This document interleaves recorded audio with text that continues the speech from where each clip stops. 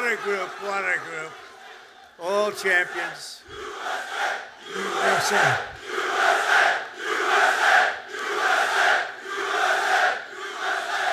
Well, thank you very much. A big hello. This is a special group of patriots, champions, winners. You are winners. Oh, I'd love to have your job.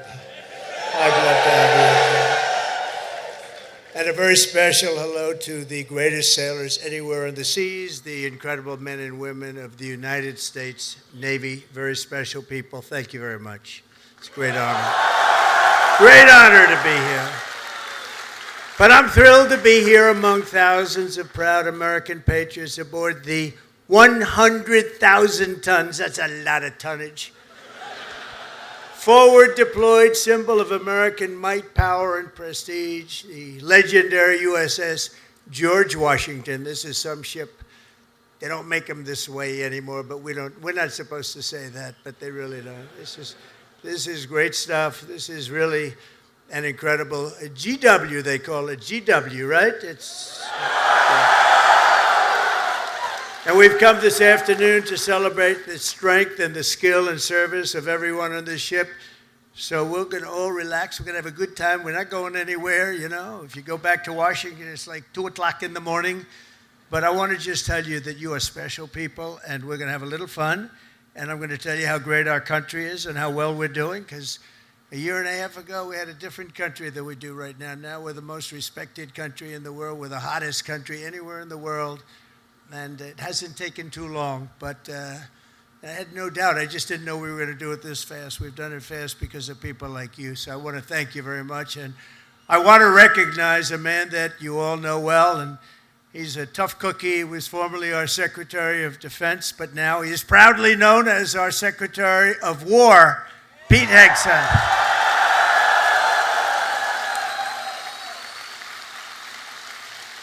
And, you know, I don't say this. He gave up a hell of a job. They were going to pay him millions of dollars. They didn't want him to leave. That crazy fox, they didn't want him to leave. But he wanted, you know, every time I'd go on that show, all he wanted to talk about is the military. And I said, you know, if I ever do this, I'm going to bring this guy along with me. He knew more about it than anybody. He didn't want to be doing the other stuff. And he had a chance. He could have made so much money he wouldn't have known. He didn't want that. This is what you wanted, Pete. He's so happy now. Those drug ships aren't coming in anymore. We can't find a ship. There's no ships coming in with drugs, you know. It's like he's been incredible. So thank you very much, Pete. You gave up a lot. We appreciate it. Thank you. And unlike past administrations, we will not be politically correct. You don't mind that, do you? When it comes to defending the United States, we're no longer politically correct. We're going to defend our country any way we have to, and that's usually not the politically correct way. From now on, if we're in a war, we're going to win the war. We're going to win it like nobody ever before. You know, we'd go in, we'd blast the hell out of countries. Shouldn't have gone in. By the way, if you don't go in, that's even better. We don't have to go in, peace through strength. But, you know, we'd go in, we'd win, and then we'd leave. They used to say, to the victor belong the spoils. Well, we'd be the victor, then we'd leave, because we had people that didn't know what the hell they were doing. But we're also very honored to be joined by hundreds of our incredible Japanese partners, and they are incredible. Thank you very much. Thank you.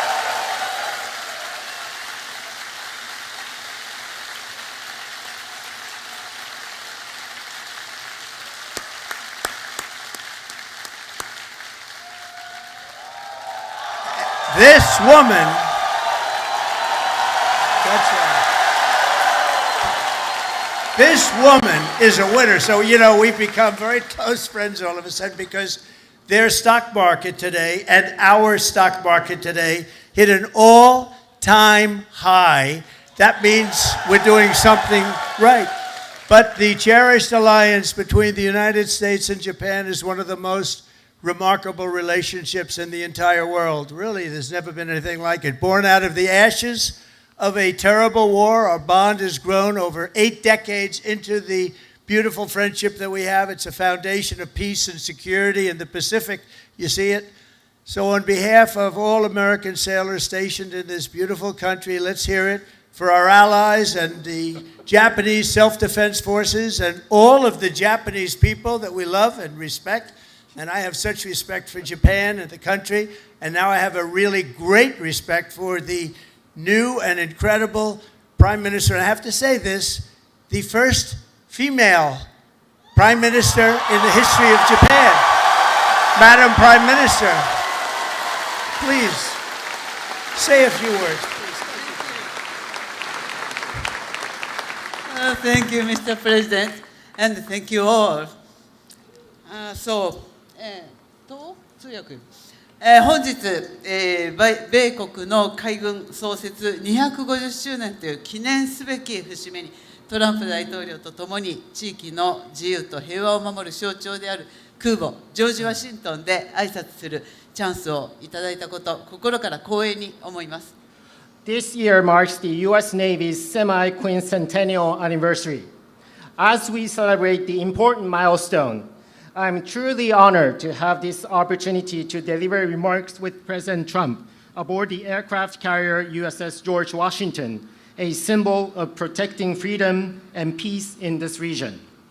でまず何よりも日夜、我が国と地域の平和と安全のために尽力してくださっている自衛隊員、そして在日米軍の、軍隊の皆さん、軍人の皆様に心から敬意と感謝を捧げます。First and foremost, I would like to express my deep respect and sincere gratitude to all the men and women in uniform from Japan's Self-Defense Forces and the U.S. Forces Japan for your dedication and commitment to safeguard peace and security of our nation and the region day and night. 6年前に、ありがとう、Thank you.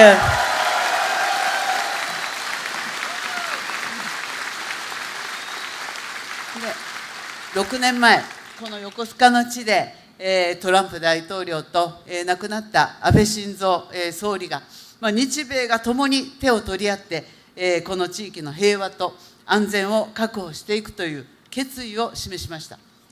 6 years ago, at this same place here in Yokosuka City, the late Prime Minister Shinzo Abe and President Trump stood side by side and demonstrated their resolve that Japan and the United States would join hands to ensure peace and security in this region.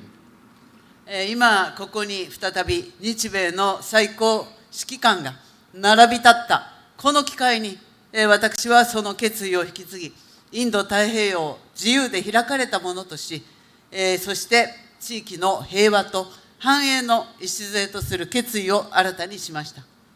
Now, as the two commanders-in-chief of Japan and the United States stand together once again, I have renewed my determination to carry forward that resolve and to make the Indo-Pacific free and open so that it will serve as the foundation of peace and prosperity for the entire region. 今、我々はかつてないほど厳しい安全保障環境に直面しています。平和は言葉だけではなく、確固たる決意と行動によってこそ守られます。Now, we are facing an unprecedented severe security environment. Peace cannot be preserved by words alone. It can be protected only when there is an unwavering determination and action. あちらに見える最上とマヤを含む自衛官とこのジョージ・ワシントンは数多くの訓練を重ねてきました。でまた横須賀にいる多くの、補給整備に携わっている、日米関係者の皆様、そして地域社会との絆が、米国海軍の活動を長年にわたって支えてきました。こうした幾層にもわたる日米の協力が日米の抑止力、対処力を確かなものとしております。From where we stand, we can see Maritime Self-Defense Forces Mogami and Maya, vessels of Japan's Maritime Self-Defense Force, and USS George Washington have conducted numerous joint exercises. Just as importantly, there are so many Japanese and American personnel working for logistics and maintenance here in Yokosuka. And there's also a strong sense of bond with the local community here. Those are what have been supporting the activities of US Navy over the years. There's no doubt that such multi-layered Japan-US cooperation is what makes it possible for us to ensure the credibility of our two nations' deterrence and response capabilities. 私は決意しています。今後、日本の防衛力を抜本的に強化して、この地域の平和と安定により一層積極的に貢献していきます。So let me reiterate my unwavering determination here. Japan is committed to fundamentally reinforce its defense capabilities, and Japan is ready to contribute even more proactively to peace and stability of the region. そのことにより、トランプ大統領とともに世界で最も偉大な同盟になった日米同盟をさらなる高みに引き上げてまいります。Through these efforts, together with President Trump, I am determined to elevate the Japan-US alliance, which has already become the greatest alliance in the world, to even greater heights. 日米は共に帆を掲げ、自由で開かれた海を進みます。この横須賀から紡がれる航路は、日米の絆を輝く未来へと導くことを確信しています。Japan and the United States will advance together with our sails raised high across a free and open sea. And I am very confident that the sea route from Yokosuka will make our bond even stronger and bring our two nations on the path to a shining future. Thank you.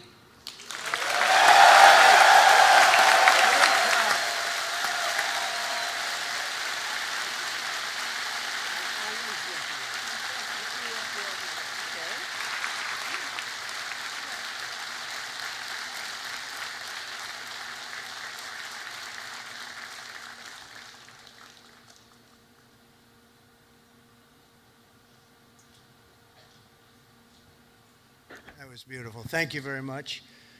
And we will have a long, good relationship, and we'll have fun doing it. You know, you have to have fun, although sometimes it's never fun. She's tough to negotiate with, I want to tell you. But I'm delighted to report that I've just approved the first batch of missiles. You saw a couple of them coming down with me. I hugged them. We need them. They're the best in the world. Nobody has them like we have them. They all want our missiles. That's the problem. Everybody wants them. But it's the first batch of missiles to be delivered to the Japanese self-defense forces for Japan's F-35s.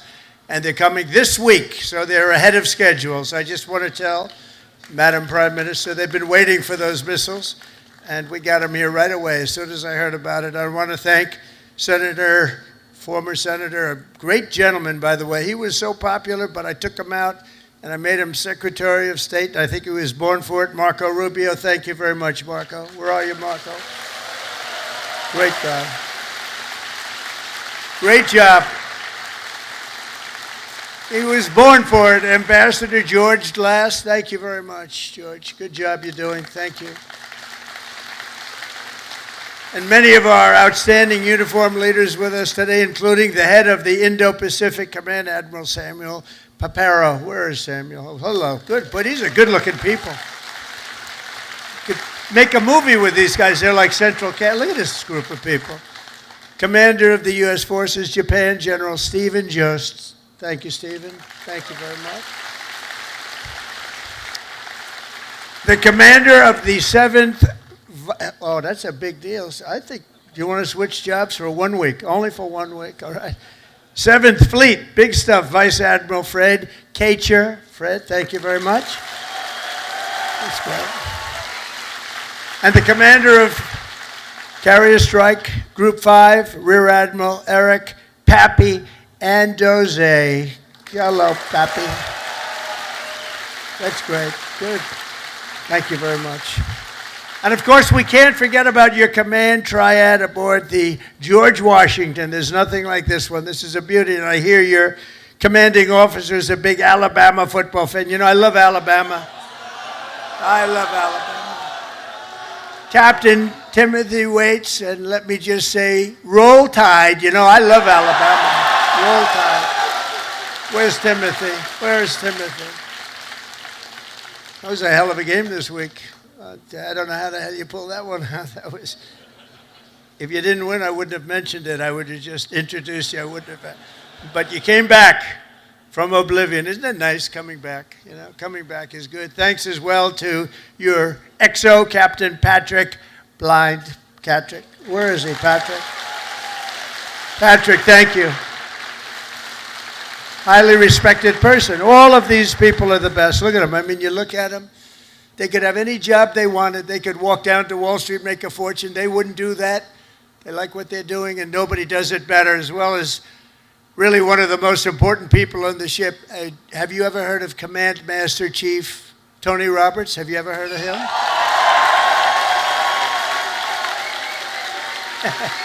Wherever you are, where's Tony? Thank you. Thank you, Tony. He's a popular guy. And as many of you know, this month we're celebrating a truly momentous anniversary. 250 years of courage and pride, honor and victory by the United States Navy. 250 years, can you imagine?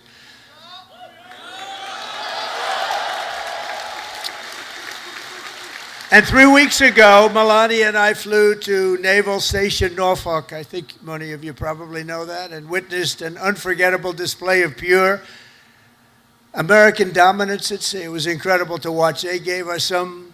Then I said, slow it down, costs a lot of money. Let's save it, you know. Let's relax a little bit.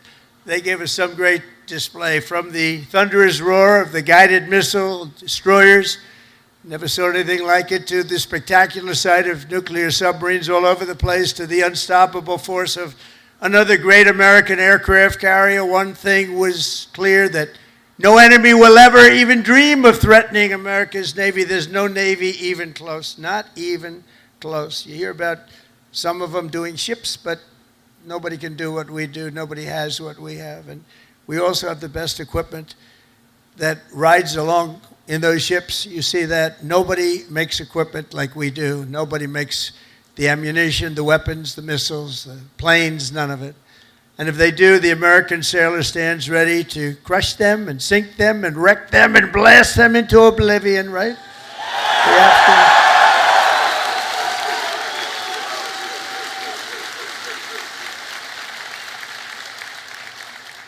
And that's a terrible statement for me to make. That's the end of it, because everybody said that I should immediately get the Nobel Peace Award. With that statement, that takes me out of the running, but that's the way.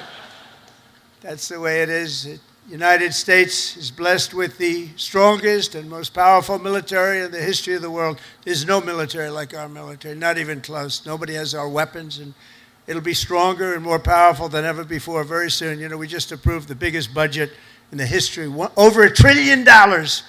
Over $1 trillion. We have the best ships, the best airplanes, the best submarines, the best technology. But above all, we have America's military. It's the best people. It's all about the people, ultimately. You have to work all of that fancy stuff that we make better than anybody else. The fact is, we do make the best weapons, but if you don't have the right people to operate those weapons, they don't mean much. Despite that, as Commander-in-Chief, I never forget that our ultimate strength does not come from equipment. It comes from the men and women of the rank and file. That's true. It comes from you people, incredible people, good-looking people, too many good-looking people. I don't like good-looking people. I never liked good-looking people, I'll be honest with you. I've never admitted that before. But see, I'm allowed to, we won in the Supreme Court a thing based on merit. You know about that, right? Merit. Everything now in our country is based on merit, and that's why I look at you and I see nothing but merit. It's great to have a country back where we can go by merit now. We don't go by anything else except for talent and work and hard work, and it's such a big win. That was one of the most important wins, and the will, patriotism, and spirit in your hearts is our single greatest weapon. The strength that you have is unbelievable. That's why, as we make a record investment in our military, we've never spent so much, and we've never spent it more wisely, because now we watch it. We spend it properly. I'm also supporting an across-the-board pay raise for every sailor and service member in the United States Armed Forces.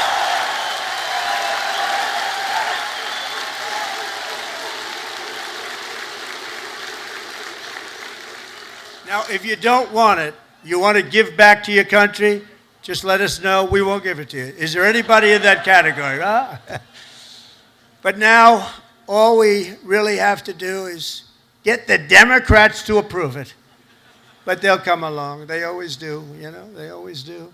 And because I heard that the sailors on the George Washington took a hit to your family separation pay, you know what I'm talking about, right? You took a little hit to be here, right? By returning to the port, you returned early for this event. I am delighted to announce that as your sort of boss, I don't feel like your boss, but I guess I am. At least you'll be happy about this one. At my direction, we're going to make sure that you receive the full amount that you were owed for the deployment. And we're not going to deduct anything because you came in to listen to your commander. I'd like to be an admiral. I always wanted to be an admiral, to be honest. Don't tell the other people that I love so much. You know, they sit around the table, they have all those beautiful stars and stripes. But I'll tell you what I love. I always love the admirals. I love those uniforms. And I look at these guys. I don't think I would have done very well if I had to compete with these people. They're too good. But I always felt that the Navy is a very special group of people. And I see it when I see you. I see it over the past 11 months. The spirit of our military has been soaring like never before. You know that. The spirit of our country has been soaring. After years of recruiting shortages, and we had bad ones. It was embarrassing, frankly. During my campaign, before the election, November 5th, after that it all changed. After we won, it all changed. And now we have waiting lists with record numbers trying to join the U.S. Navy and all of the armed forces. We have literal waiting lists, and I'm pleased to report that 2025 was the Navy's single best recruiting year in many generations. That's pretty good, isn't it?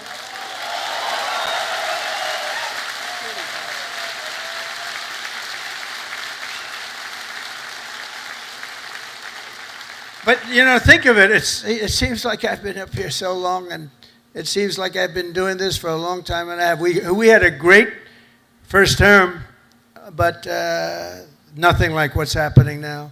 We had the greatest economy in the history of our country. I rebuilt the military in the first term, and then they gave a lot of it away to Afghanistan. But it was really just a tiny speck, but it was the concept of what it was. But we rebuilt the military, and we did so many things in the first term, but we're blowing it away right now. But think of it, just 1 year ago, I was in the middle of a campaign. Can you believe that? It doesn't feel that way. I said, you know, you're right. It's not November 5th yet. We have another week or so to go. I was campaigning 1 year ago.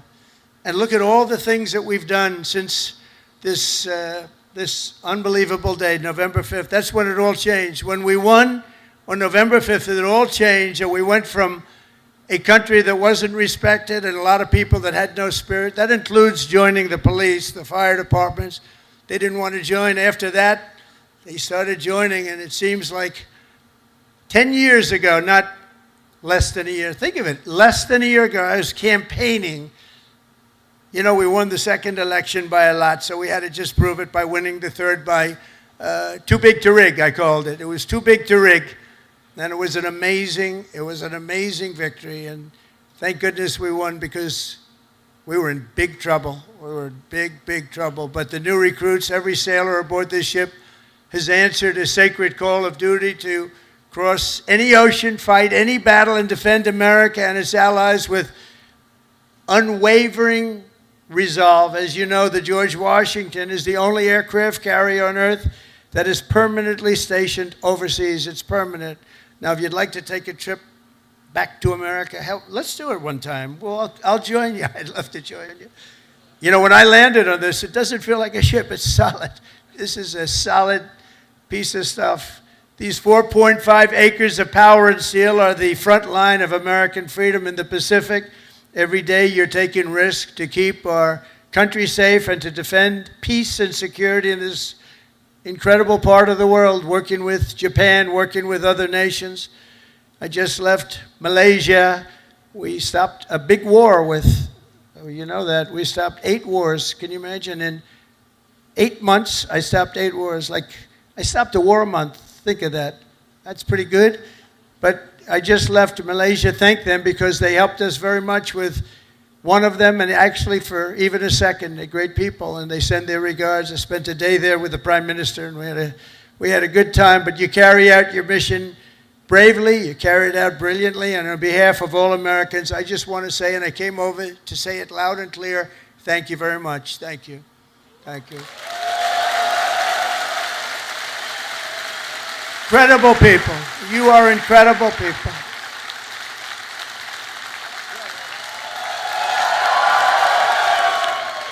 They actually have the best location.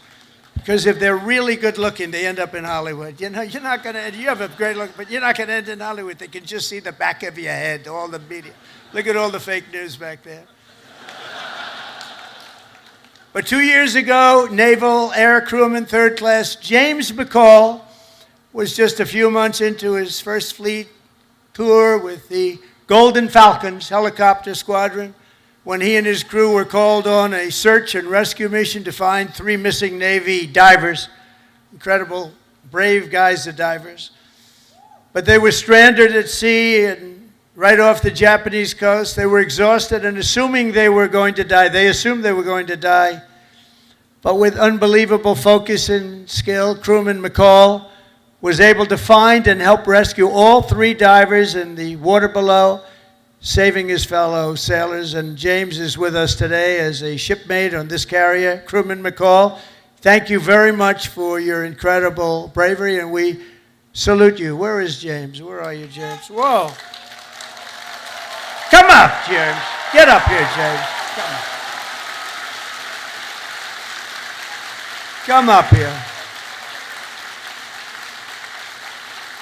Look at this guy. He's a good-looking guy. Get out of here, James. I don't want you up here. No, come here, James. Nice to meet you. You want to say something? Come on.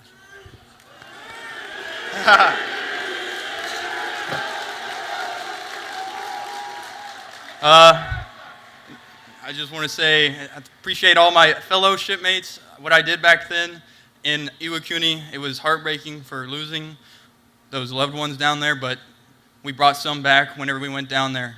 And just God bless America and all my fellow shipmates. Appreciate it.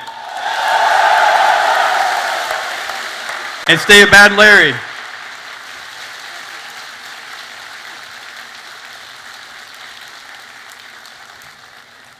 I was wondering, maybe he almost stayed up. He could have been up here for a while. You did that very well. He's going to be running for office next week. You watch.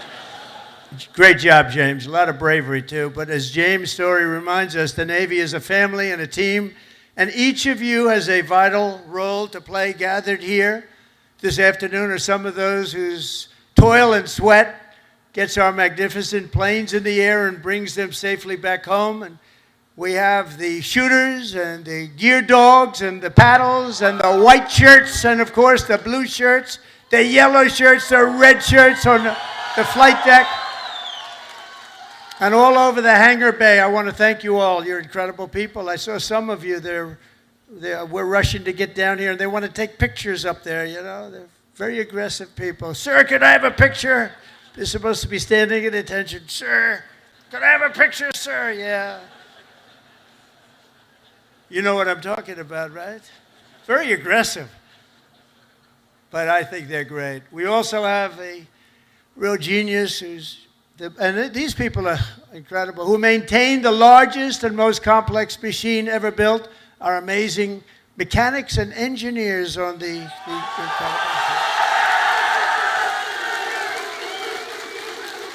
And I asked your captain, you know, I'm building aircraft, I'm building a lot of things, but I said, Captain, you got to tell me something. I know a lot about these ships. I know a lot about these things building. I want to know catapults. Which is better, the electric or the steam? Okay, ready? You guys, that's what you do, right? This is so much better. You know, they go out, hire a consultant for millions of dollars that was never on an aircraft carrier before. So they switched to electric. I disagree with it, but it's all right. Let me ask you. We're going to go steam first and then electric. Catapults. Which is better? Electric or steam? I'm going to put it in order. Seriously. They're spending billions of dollars to build stupid electric. And the problem, when it breaks, you have to send up to MIT, get the most brilliant people in the world, fly them out. It's ridiculous. The steam, they said they can fix it with a hammer and a blowtorch. And it works just as well, if not better. And I love the sight of that beautiful steam pouring off that deck with the electric. You don't have that. So, we did the Ford in electric. The cost overruns, everything else. But, I hope it's going to be okay. But I like steam. We're going to go back to steam. They change just for the sake of changing. I said to the architect, have you ever designed a ship before? He only did the biggest ship in the world, right? The Ford. But we're going to go back. Okay, now let me ask you the second question. Hydraulic for your elevators or magnets? The new thing is magnets. So instead of using hydraulic, that you can be hit by lightning and it's fine. You take a little glass of water and you drop it on magnets. I don't know what's going to happen. So the elevators come up in the new carriers. I think I'm going to change it, by the way. They have magnets. Not every tractor has hydraulic. Every excavator, every excavating machine of any kind has hydraulic. But somebody decided to use magnets for your elevator. Maybe they're good. Which is better, hydraulic or magnets? What the hell is wrong with these people? Can I ask you, the top-ranking gentleman right here? Seriously, I'm putting out an order. I'm going to sign an executive order. When we build aircraft carriers, it's steam for the catapults, and it's hydraulic for the elevators. We'll never have a problem, okay? Do you agree? He agrees. Everybody agrees, but these people in Washington. All right. We're going to do that. I'm serious about it. It bothered me so much. I'd see the costs come in. They spend $900. This is not on my watch, so, if it was on my watch, I would be very quiet about it. I wouldn't be talking about it. They spent $993 million on the catapults, trying to get them to work. And they had steam, which works so beautifully, and it has for 50 years, right? So we're going to go back. Seriously, fellas, I want to make that change. I'm going to do an executive order. I'm not going to let them continue to do this stuff. They're trying to make it work. They're trying so hard, and they have something that's perfect. So we're going to go back on that and the magnets. Thank you very much. And, of course, we cannot forget the daredevils and the pilots of the famed Carrier Air Wing 5, known as Team Badmen. What the hell is that all about? Who are they? They're bad. The elite air units aboard this vessel are storied squadrons like the Royal Maces, the Diamondback, the Argonauts, the Chippies, the Titans, the Tiger Tails, the Shadowhawks, and the Saberhawks. All great, brave people. They're all incredible. You're all incredible people. Do you know, they say, and I love it, I love aviation. I actually had a brother who was a pilot. And see, Biden used to say he was a pilot. He was a pilot, he was a truck driver, whoever walked in, he wasn't a pilot. He wasn't much of a president either, to be honest with you. That I can tell you. That we all know. But they say the hardest thing to do is landing a plane on an aircraft carrier. You ever hear that? And great pilots can do everything. They're great pilots, but they can't do that. It's a very special talent. So the people that do that are in this room, you're a very small group of people. Tremendously talented pilots cannot do it for a lot of reasons. There are a lot of reasons. A lot of it's right up here. So I have great respect. The hardest thing you can do as a pilot is land. You know that this ship is so big. But when you're up there in the Pacific or the Atlantic and the waves are crashing and it's getting dark, or it is dark, which is even worse. Getting dark is better. But when you're up there, they say it looks like a little needle in the ocean. It's just a little thing, and you're landing on top.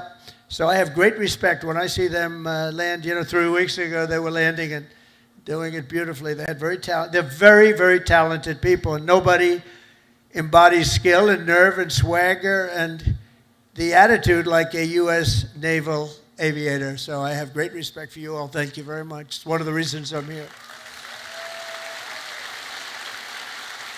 That's why I'm here, not someone else. I didn't need this.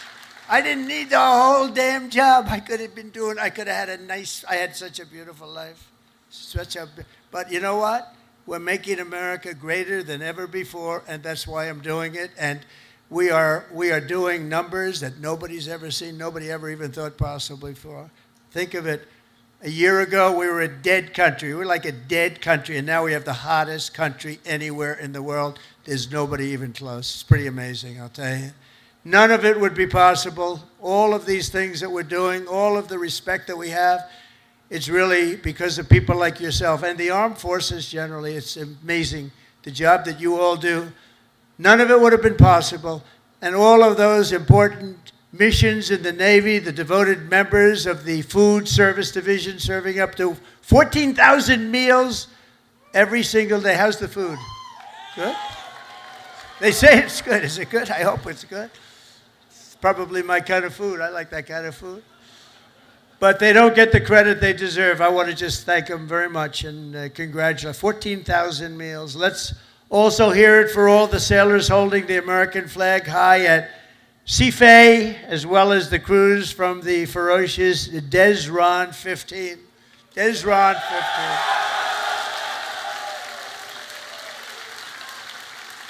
But together, the sailors here today give your very best to our nation. And as your commander-in-chief, I'm fighting every single day to ensure that we give you our very best also. We do. We do. We're giving you everything. We're giving you more than anybody's ever given. We're bringing it up to a standard that nobody's ever seen before. We're starting to make ships also. Part of our deal with the trade is we're starting to make ships. We used to be number one at making ships, and then we lost our way. But now we're starting to make ships again, and we'll do it very soon. It's not going to take that long, but it's a process. It's not like making a bullet. It's not like it's a big, long process. We've got it going, though, I think, in the right direction. I think within a short period of time, the Philadelphia yards, as an example, is now owned by a group that's going to be making a lot of ships, a good group of people. And we're going to be working also with Japan on making ships. We're going to make a lot of ships again. We used to think of it, we were number one. And then over the years, they just lost their way. They started making other things. They stopped making ships. So we're going to be making ships again. We've more than, think of this, $17 trillion, trillion with a T, pouring into the United States of America from all over the world. And that's the biggest number in the history of any country. And by the time, and this is in 8 months, really. We're here 9, but this is in 8 months. Over $17 trillion. As an example, the last administration did less than $1 trillion in 4 years. We did more than 17 trillion in 8 months. And I think by the time we finish up our first year, we're going to be over 20 or $21 trillion of money coming into our country. And I want to thank Japan, because Japan is making big investments into the United States, and they're very happy because the stock market's gone up very nicely. We've made Japan a lot of money. That's okay. But they're a big investor in our country, and we like that. But think of those numbers. We weren't doing anywhere near. We were laughed at, and now they're all saying they've never seen anything like what's happened in such a short period of time.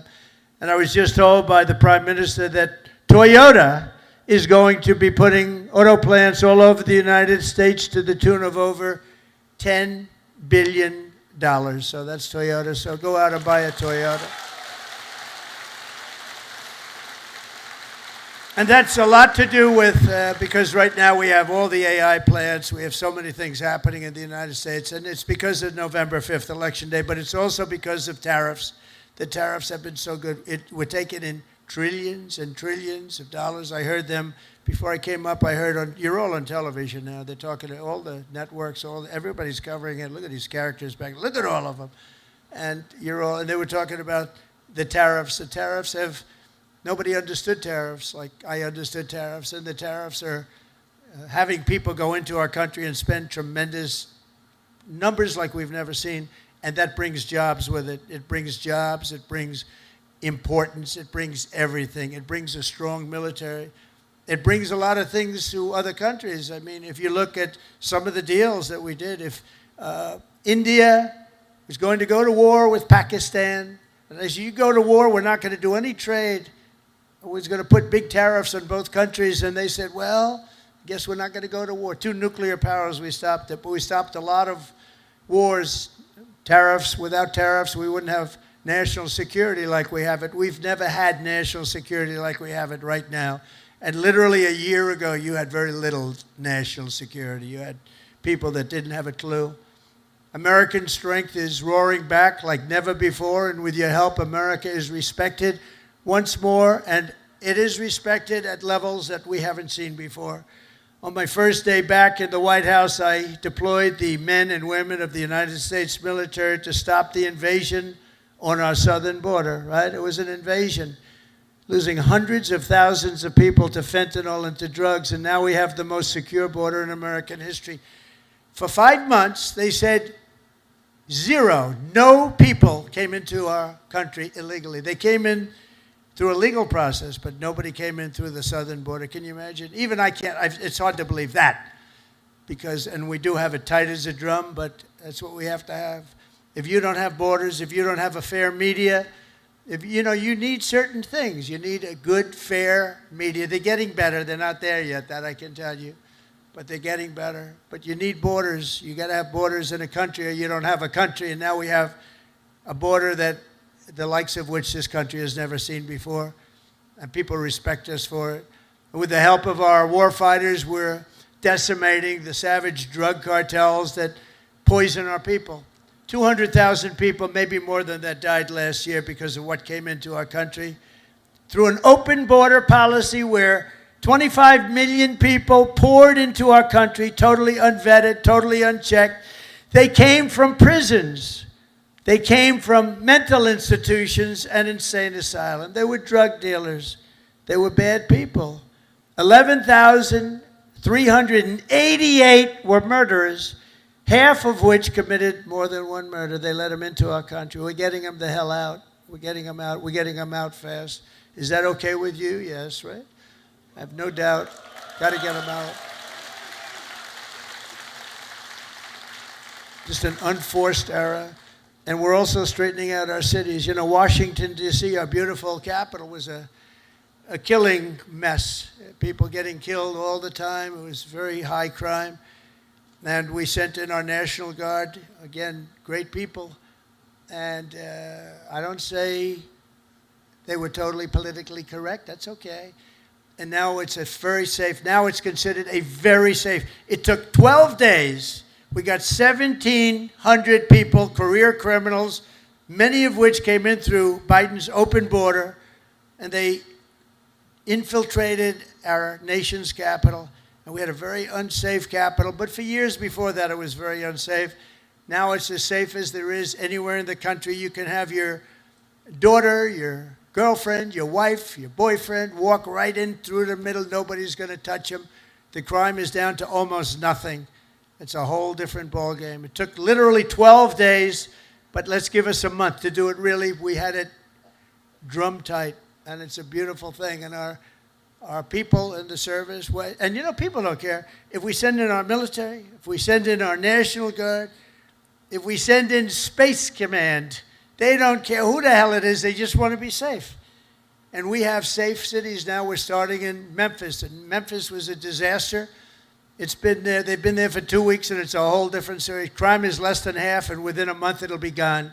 Getting rid of all the bad ones. And we're going to go into Chicago. We're going to go into our cities. We're going to clean them out. We're going to straighten them out. And we're going to have safe cities because you want to protect safe cities. We're going to have beautiful, safe cities, and it's happening very quickly and very easily, actually. It's easy for us. It's hard for them. And we have to have a little more help. It doesn't matter, really. We can do as we want to do, but it would be nice to have more help from some of the Democrat governors that don't mind. In Chicago, 2 weeks ago, 4 people murdered, 11 people shot. This weekend, it was like terrible, much worse than that. And then we have a governor that stands up and says, oh, it's wonderful. It's not wonderful. And what we're doing is we're going to make it totally safe. It'll be very safe very soon. And we're doing that with all of our cities that are troubled. We have cities that are troubled. We can't have cities that are troubled. And we're sending in our National Guard. And if we need more than the National Guard, we'll send more than the National Guard because we're going to have safe cities. We're not going to have people killed in our cities. And Whether people like that or not, that's what we're doing. And you've been watching what our missiles do to boats and ships and submarines. How about the submarine?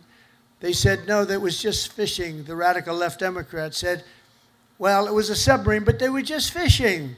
Submarines don't go fishing, do they? You know more about submarines than I do. You have a beauty parked outside, actually. This is a submarine, and you know what it was designed for? Transporting drugs, and it got hit. But each one of those vessels that we hit kill, on average, 25,000 people, American people, every single year. They kill, each one of them kill 25,000 people. So we have to stop it, and we have stopped it. And I want to thank Pete for having the courage to do it. And believe me, people are very honored that you do it. 25,000 people for each boat.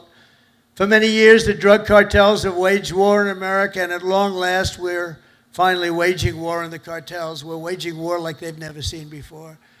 And we're going to win that battle. We're winning it already. The sea, I mean, the only problem is nobody wants to go into the sea anymore. Even the fishing boats, they say, let's take a pass. But they don't want that. But we're knocking them out one by one. And very importantly, we've almost stopped completely the drugs coming in by sea. And now we'll stop the drugs coming in by land. That's going to be very easy. More importantly, we're ending wars. We're ending wars all over this planet. And as you know, and I said before, I ended 8 wars in 8 months, the most of any president in history. No president that we know has ever ended any war. A lot of them go into wars. But this includes Kosovo and Serbia, the Congo and Rwanda, Pakistan and India, Israel and Iran. You saw that. How about those B-2 bombers? They went in there. They took out that nuclear capability. Iran would have had a nuclear weapon within 2 months. Not anymore. Egypt and Ethiopia, Armenia and Azerbaijan. That was going on for 35 years. Big, horrible war. And just this month, we ended the war in Gaza, in the Middle East. We ended the war in the Middle East. Nobody thought it was possible. And we also just signed a deal in Malaysia between a war that was just starting, Cambodia and Thailand. So we saved millions and millions of lives, and I did it mostly verbally. We didn't have to get you involved. When we don't get you involved, that's a good thing. We don't want you to get involved. If I can avoid you getting involved, if I have an ability to do things that maybe other people don't, or we see things, but we stopped a lot of those wars based on trade and tariffs and penalties, and you know they're getting all ready to fight, and then we tell them, no more trading with the United States. We're putting tariffs on your nation, et cetera, et cetera. It's called national security for us, but it's really national security for the whole world. And everywhere we go, America is actually making peace, and it's peace through strength. When they look at this, when they look at you people, they say, we're not going to mess around with them. So it's very important. After years of crippling inflation, back home we had the worst inflation in the history of our country. Energy costs are down. You know, energy costs are way down. Gasoline prices are way down. Grocery prices are way down. We have a little problem with beef. We're going to get that down very quickly, but the prices are way down. Mortgage rates are down despite having an incompetent head of the Fed. I call him too late. He's always too late. He's too late in lowering interest rates. I call him Jerome Too Late Powell. But despite having a totally grossly incompetent guy, we blow through it, because we're doing so well. Inflation has been defeated, and workers' wages are rising at the fastest pace in 60 years, and that includes your wages. They're rising in the fastest pace. The workers, I'm not talking about the rich people. Rich people, everyone's doing well. Everyone in our country is now doing well. My first term, we built the greatest economy in the history of the world. We had an economy like nobody has seen before. Now, we're doing it again, but this time, actually, it's going to be much bigger, much stronger. I told you $17 trillion, but it's going to be $21 trillion.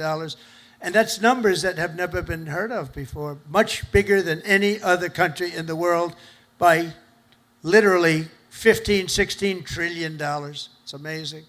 The sailors on this ship sacrificed so much for our country, and the president, and I will tell you, the president standing right up here loves you. I respect you and I love you. And I'm giving everything I have to make sure that when you get home, you find an America that is safe and proud and sovereign and free.